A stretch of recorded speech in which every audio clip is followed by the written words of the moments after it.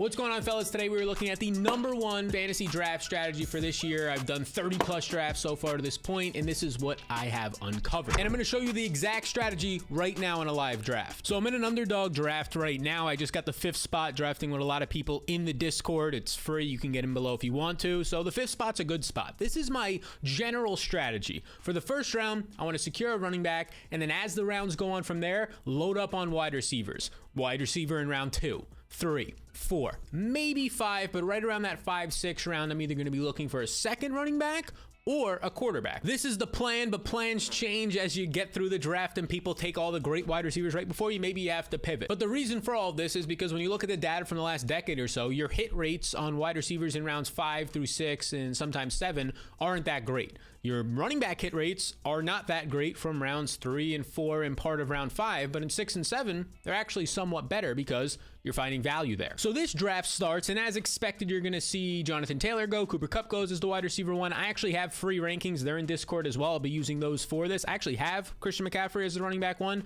It's a coin flip, whichever one you want to go to. We don't have to debate it all that much. I am 1 pick away, and so far you've seen Jamar Chase go number 3. So I might actually get, and I get Christian McCaffrey to drop to me as the 5th overall pick. He's my running back 1. He is my #1 overall player on the board as of right now. So this is an easy decision. And now that we get Christian McCaffrey, it makes it so much easier. It's not like 3 or 4 running backs went and we had to decide on if we wanted to take Najee Harris that early. No, it makes it so much easier now to just go out there and snag whatever I want at wide receiver. And these are my rankings. A couple more players went. Stephon Diggs, Devontae Adams, Austin Eckler is my running back 3 overall. So these are my rankings as of right now. These will be updated on a monthly, a weekly, whenever big news drops, especially when the season gets closer. Again, they're free down below. I'm not charging this year for rankings or a draft guide, so benefit goes to you. So let's see. I'm going to be looking for wide receivers. We'll see who ends up landing and staying on this screen when we get back around to me. I'm assuming it's probably going to be somewhere in the range of like a DJ Moore, Mike Williams. Maybe get 2 of those guys back to back. Very high on Mike Williams. Re-signed a massive deal this year. Keenan Allen is aging. Attached to Justin Herbert for the guy who was very good. Top 3 versus man coverage last year. And Mike Williams, yes, please. So I'm 4 picks away now. There's been a decent run on receivers, but still a lot of good ones left. You're actually seeing more running backs go, so that benefits me. Both the top tight ends went, my 2 top tight ends in that order. Kelsey and Andrews go early on. You're going to get a little bit of a value, obviously, in tight ends in a best ball format where if you have the highest score and you can take that guy each week, obviously a lot of other people can't do that. So other guys are going. Debo, I'm not high on. Debo's not in my top 12 wide receivers, believe it or not, at least not right now. So with being 2 picks away, let's start to scout out what I want to look at here. A lot of great guys are left. I mean, I'm not even high on Tyreek, but if he's my 2nd and potentially 3rd round pick, I don't hate that. The goal here is to go wide receiver. Mike Evans without Chris Godwin opening up the season, maybe for a month or 2. That feels really good. T. Higgins in that offense feels great. Already talked about Mike Williams and Tyreek Hill. Yeah, this is a very good spot. I am now on the clock. Mike Evans ends up going. Yeah, I think the move here is to just go to Tyreek Hill. I'm not high on Tyreek Hill, but that's more so as like a 1st round pick where he was going last year. I'm getting him at the 2nd half, towards the end actually of the 2nd round. That feels really good. And the goal is going to be to just double tap wide receiver here. Whatever's best available left. Right now it would be T. Higgins. So maybe I have to move up Tyreek above Higgins, considering I just took him over him. But this overall strategy that we're talking about right now is working out really well. Go with a running back and then 3 wide receivers in a row is the plan. You get McCaffrey, best running back to me. You get Tyreek, highest ceiling of all wide receivers. Imagine if Tua actually can be unlocked this year. It's looking good in this lineup. Maybe we'll win the $2 million on Best Ball. And by the way, if you want to draft on Best Ball, trying to win $2 million, it's a $10 million contest. You can draft right now, all the way up until the season starts.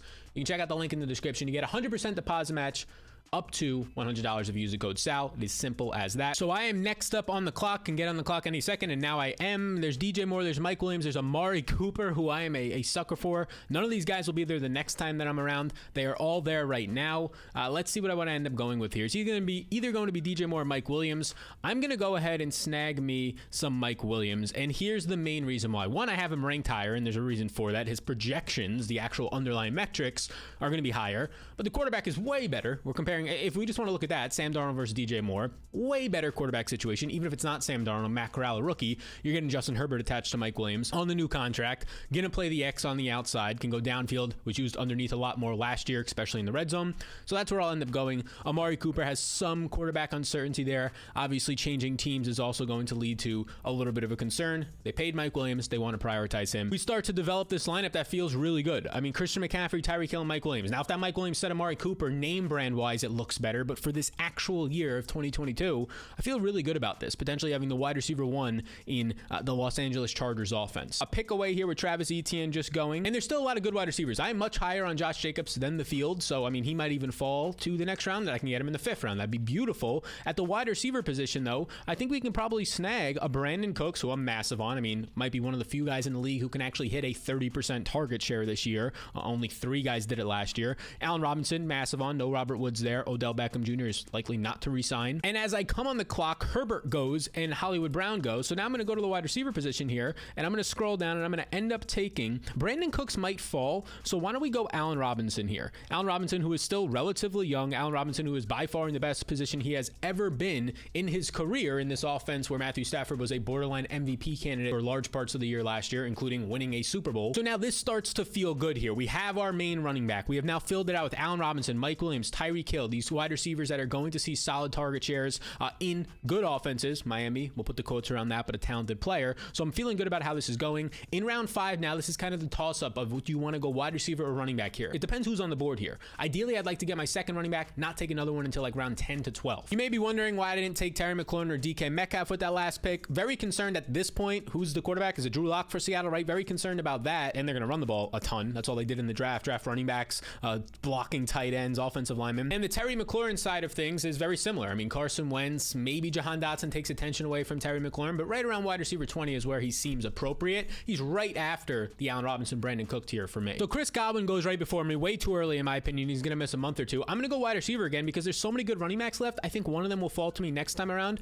Brandon Cooks or Darnell Mooney are the options. I'm going to go ahead here and grab Brandon Cooks as long as I can find him in time. There you go. I'm much higher on Brandon Cooks than many people. Davis Mills was completely fine last year. Davis Mills targeted Brandon Cooks a lot. All they did was bring in John Mechie, second round, sure, but not really going to concern me for Brandon Cooks' volume, who is always consistent every year. The Brandon Cooks versus Darnell Mooney is probably going to be a debate I have all off season with myself. I'll just get exposure to both of them, but both guys are going to be pushing towards a 25+% target share this year. And with that pick on wide receiver now, I have 4 receivers and I have 1 running back. This next round is where I either go for my second running back or a quarterback, depending on who's left. Like Lamar Jackson is still on the board as of right now. So maybe it's a Lamar Jackson plus the best running back available at that next turn. We fill up those spots in a range of the 6th and 7th round, where usually your wide receivers in that round are very similar to the ones in like round 8 and 9. So it's kind of pointless to go to there. End of the 6th round, 2 picks away now. So a running back here. I just had a whole thread about how Miles Sanders probably isn't worth it in these rounds, and I can see why he is appealing. At this point, quarterbacks left, Jalen Hurts. That starts to become appealing. Kyler Murray and Lamar ended up just going. I'm now on the clock. Let's see what's here. Elijah Mitchell goes. That's the man I was going to look at. This creates a little bit of a tier break here for me. I might wait for Chase Edmonds now and go ahead and snag a Jalen Hurts at this point in the draft. So I'm going to take Jalen Hurts. I'm going to secure my quarterback. We can probably end up, we don't need to stack Hurts. The guy ran for 750 yards, led the league last year in rushing. But if we wanted to, we can go ahead and stack him a little bit later on. Maybe a Dallas Goedert, Devonta Smith if he falls past round 7, which I don't think so. So now I'm going to go ahead and try and get a Chase Edmonds. Usually Melvin Gordon around here looks good, but he falls a lot of the time. So Chase Edmonds as my RB2 would be ideal if he lasts 6 more picks. This is what the board is currently looking like. And at quarterback, a lot of guys have actually gone. I think 10 guys have gone. Deshaun Watson is risky, of course, and Tom Brady are the only guys left in my top 10. Trey Lance is there as well, actually. So I go ahead and take Jalen Hurts. We secure that spot right there with a lot of upside, especially on the ground. And this is what is left elsewhere. I mean, Hollywood Brown can have upside while DeAndre Hopkins is out, and Hopkins was sort of fading last year. Juju maybe is the wide receiver 1 in that offense. Probably going to be spread out. Obviously, Kelsey is more so the wide receiver 1 is a tight end. And then it just becomes a murky range of a lot of rookie wide receivers, maybe some second-year guys, older players like an Adam Thielen. So I think this is where I'm going to go ahead and take a running back. And the running backs that go, Clyde Edwards-Helaire goes, Elijah Moore goes. So we now have on the clock Chase Edmonds, Miles Sanders. I mean, at this point in the draft, I might actually go against myself and take a Miles Sanders here. But instead, I go with Chase Edmonds, who I believe is going to be the running back 1 out there. He's paid 2 times more than anybody out there. He's been a top 5 efficient running back in the NFL since he joined the NFL. I think that Miles Sanders is fine. It would have been a weird combination to go Jalen Hurts if I didn't have Jalen Hurts at QB in this lineup, because if Hurts has a massive season, maybe 1,000 rushing yards, that obviously hurts Miles Sanders. And if I'm trying to win this tournament for $2 million, if I had a different quarterback, a Kyler Kyler Murray, Lamar Jackson, no quarterback at all, Sanders is probably the move there. Maybe you have to reevaluate because we're in the 7th. And I've been seeing him go in the 6th a lot, but we're in the midway through the 7th. He's still on the board. That is definitely going to be a spot of rethinking over the summer for me. Very interesting to see Michael Gallup go in the 7th round. I mean, Michael Gallup's injury, I don't think a lot of people know this. He didn't have surgery till February 10th. He got injured in January, didn't have surgery till February 10th. So that is, or maybe December he got hurt. So that is going to be a recovery that likely makes him miss a third of the season. He is somebody that is off my board until the double-digit rounds, which he will never get there. A great pick goes with Russell Gage. He is somebody I was most definitely looking at. There's one player that I'm looking at here. Now that we've gotten our running back and our quarterback, it's time to either get a great tight end. Maybe you can stack a Dallas Goedert with a Jalen Hurts. That'd be great here in the next 2 picks if he stands. Now, all of that said, it is very hard to ignore that in the 8th round, the end of the 8th round, Miles Sanders is still on the clock. This is nowhere near his ADP. I don't know if it's because there's people in the Discord that know that Miles Sanders is somebody that I put a thread out about that I don't really want to get to. But everybody has their fair price. This was assuming a 6th or 7th round ADP. We're here right now in this round, and I mean, I don't normally like to go with double running backs at this point in the draft, but I'm going to hit it. I mean, this is just way too late. The end of the 8th round. Miles Sanders is in a void for me in the 6th and early 7th rounds. He was there mid 7th, almost took him, didn't want to, and now we take him here. So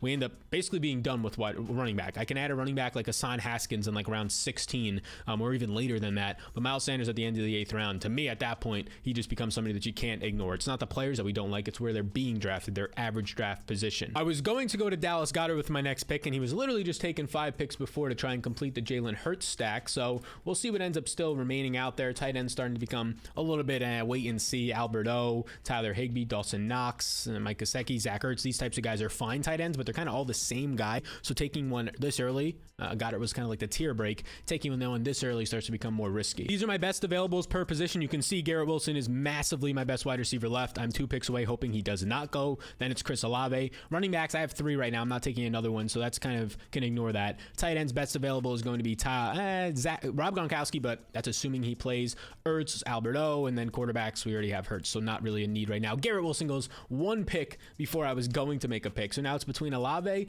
Myers, Christian Watson, Christian Kirk. I believe I'm going to go with Chris Alave. Them signing Jarvis Landry doesn't scare me. He'll have his own specific role, probably taking Traquan Smith's role, and even play the Deontay Harris role on the outside a good amount and maybe 2 wide receiver sets. And if that's the case, if he's going to play the Deontay Harris role, I mean, you saw week 1 last year, Jameis Winston threw a bomb against the Packers to Deontay Harris on the left side of the field. So that would be a lovely role. So we get Chris Olave there. Really wanted Garrett Wilson. Just think he's, out of both of them, really both very similar players, but think he's set up more so for a wide receiver 1 season. You could argue Olave's quarterback is already better with Jameis Winston. So now the build is starting to look like this. We have 5 wide receivers here of all who I like, who I think have upside or secure roles. We have no tight ends, but we have our 3 running backs. They're kind of set. I don't have to take another one. Don't normally do that. The number 1 strategy for me is mainly around like rounds 5 through 6, which that strategy is go ahead, get a running back, then 3 or 4 wide receivers in a row, then a running back. And that's what we did. And now to this point, it's kind of filling out the most you can with wide receivers and getting the tight ends and backup quarterbacks at the proper times in the draft. So a bunch of wide receivers that I wasn't really interested to go. Jamison Williams might miss a quarter of the season with an ACL tear that he had surgery on this specific year. Tyler Boyd, a wide receiver 3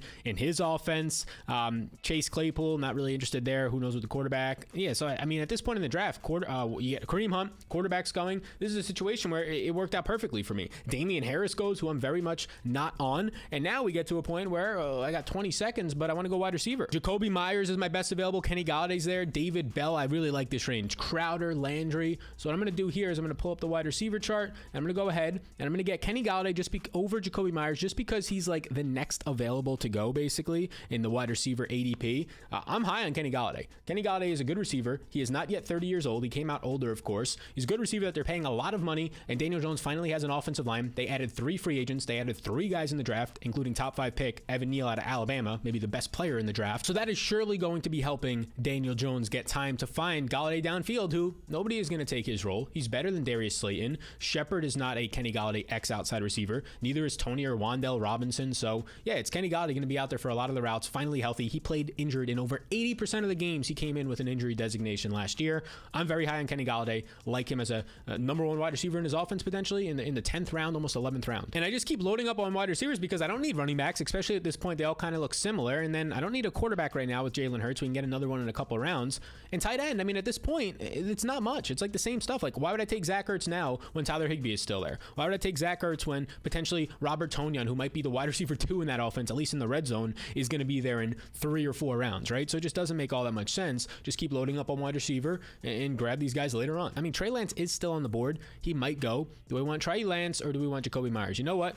Let's finish up quarterback now in the 11th round, the late 11th round, by adding one Trey Lance here. So we get Trey Lance and Jalen Hurts, both of those guys top 10 quarterbacks for me, and it didn't cost us that much capital. End of the 11th round, midway through the 11th round, we get Trey Lance. So that's what I mean when I'm talking about you just pivot in the draft. I was about to take Jacoby Myers, and I was like, wait, there's a potential top 3, maybe even number 1 overall scoring Trey Lance if everything gets unlocked for him in Kyle Shanahan's offense. Yeah, let's go there for a quick second. 6 picks away from my 12th round pick, and I'm just starring a bunch of guys. Probably something I should have been doing this whole time, especially while doing a video. But you can see starring some receivers, Landry, Crowder, some slot guys, and potentially good offenses, especially Crowder replacing Beasley. He's 3 years younger. Beasley was 31, 32, putting up massive years, top 30 wide receiver years. Crowder's 29 years old still, and probably better. And as I say that, he just gets picked.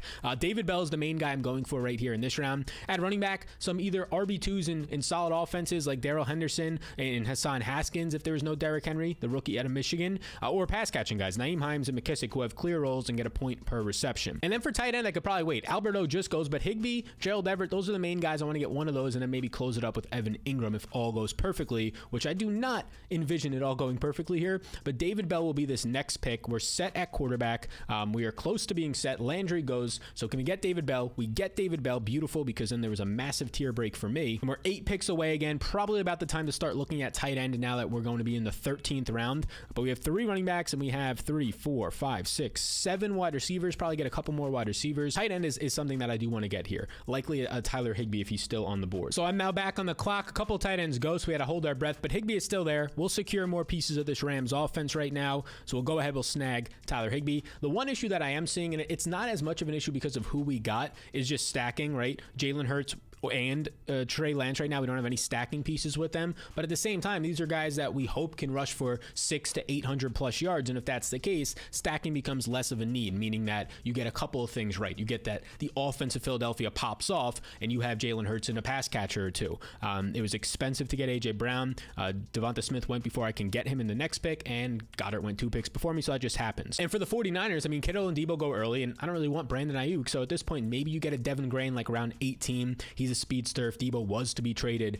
that's where you can get a late stack with a Trey Lance, sneak one in there. Same things for like a Zach Pascal in like the last round for Philadelphia for Jalen Hurts or Quez Watkins, whoever you think the wide receiver 3 will be out there. Approaching my 14th round pick now, it's time to start at least looking at this final running back spot. Nyheim Hines just went, so there's still viable guys here. Marlon Mack might be the starter in Tennessee. McKissick, Gus Edwards is always going to have himself a solid role. His contract situation makes it hard for him to be cut. Kenny Gainwell, so there's still some solid guys. Hassan Haskins, really just want to add one more guy there. Wide receivers, loads of options, whether it's rookies, second-year players, guys off of injury like Will Fuller, guys that people don't want to touch because they got burnt every week last year in daily fantasy sports or their leagues with Robbie Anderson, all the volume he was seeing and just didn't pay off because of the inaccuracy at quarterback. 2 picks away from my draft spot, and I mean, Josh Palmer's probably the guy if he doesn't go here. Josh Palmer is my 8th wide receiver. Keenan Allen's getting up there in age. Palmer was very effective. 60% of the games he started scored a touchdown, 3 to 5 last year with Justin Herbert, and he's probably the wide receiver 3 in this team. Jalen Guyton, he was playing over last year.